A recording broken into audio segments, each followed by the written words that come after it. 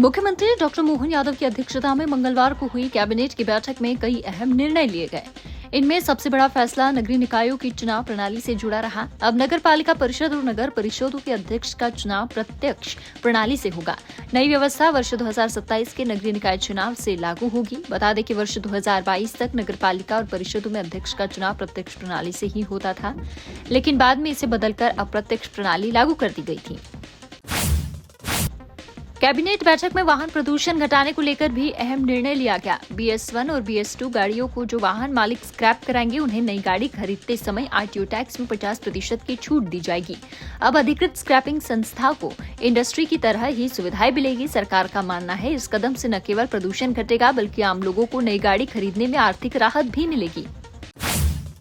बैठक में यह भी तय हुआ कि 17 सितंबर से प्रधानमंत्री नरेंद्र मोदी के जन्मदिन से लेकर 2 अक्टूबर गांधी जयंती तक सेवा पखवाड़ा चलाया जाएगा। इस दौरान मुख्यमंत्री जिलों का दौरा करेंगे और कार्यक्रमों में शामिल होकर योजनाओं की समीक्षा करेंगे। भोपाल में होटल, लॉज, रिजॉर्ट, धर्मशाला और छात्रावासों में रुकने वाले लोगों तथा किराएदारों की जानकारी रजिस्टर में दर्ज कर संबंधित थाना या फिर Madhya Pradesh police citizen portal पर देना अनिवार्य हो गया है। पुलिस आयुक्त भोपाल हरिनारायण चारी मिश्र ने भारतीय नागरिक सुरक्षा संहिता 2023 की धारा 163 के तहत प्रतिबंधात्मक आदेश जारी किए हैं। मध्य प्रदेश के सागर जिले से एक गजब मामला सामने आया। यहाँ एक शव उठाने के लिए पुलिस पहुंची थी। यहाँ तक पुलिस ने शासकीय अस्पताल में शव के पोस्टमार्टम की तैयारी भी करा ली थी। इसी बीच पुलिस को देखकर युवक उठकर खड़ा हो गया।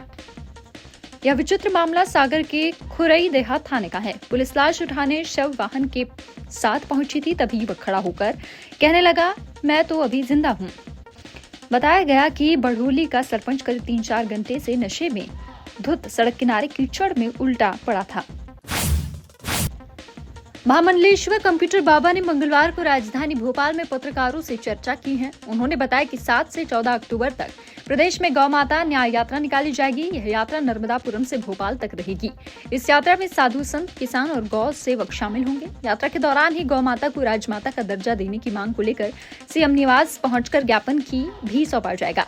कंप्यूटर बाबा ने कहा कि गौ माता के संरक्षण के लिए वे आंदोलन चलाएंगे और इसके लिए भिक्षा भी मांगेंगे। उन्होंने कहा कि जो भी आंदोलन का विरोध करेगा उसका सामाजिक बहिष्कार किया जाएगा। कलेक्टर कौशलेंद्र विक्रम सिंह ने मंगलवार को जनसुनवाई में नागरिकों की समस्याएं सुनी और अनेक समस्याओं का मौके पर ही निराकरण किया।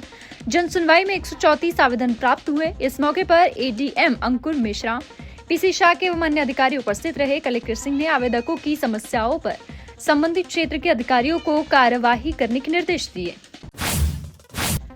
एशिया कप का दूसरा मुकाबला बुधवार को भारत और UAE के मध्य दुबई इंटरनेशनल स्टेडियम में खेला जाएगा। भारतीय टीम जीत के साथ टूर्नामेंट की शुरुआत करना चाहेगी, वहीं UAE भी भारत को चुनौती देने के इरादे से मैदान में उतरेगा। रोहित और विराट के संन्यास के बाद युवा खिलाड़ियों पर टीम को जीत दिलाने और अपने प्रदर्शन का निखारने की जिम्मेदारी रहेगी।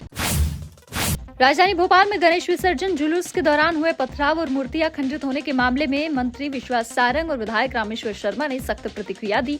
दोनों नेताओं ने कहा कि प्रदेश में किसी को भी शांति भंग करने और धार्मिक आयोजनों में खलल डालने की इजाजत नहीं दी जाएगी। उन्होंने सख्त लहजे में कहा कि त्योहारों के रंग में भंग मिलाने वालों पर ऐसी कार्रवाई होगी जो नजीर बनेगी। मध्य प्रदेश में आज ज्यादातर जिलों में मौसम साफ रहा। राजधानी भोपाल में मंगलवार सुबह धूप के बाद शाम को बारिश हुई। कुछ अन्य जिलों में भी हल्की बारिश होने के समाचार प्राप्त हुए। हालांकि मौसम विभाग के अनुसार भोपाल, इंदौर, उज्जैन, ग्वालियर, चंबल और नर्मदापुरम संभाग में अगले 4 दिन बारिश का अलर्ट नहीं है। जबलपुर संभाग के कुछ जिलों में तेज पानी गिर सकता है।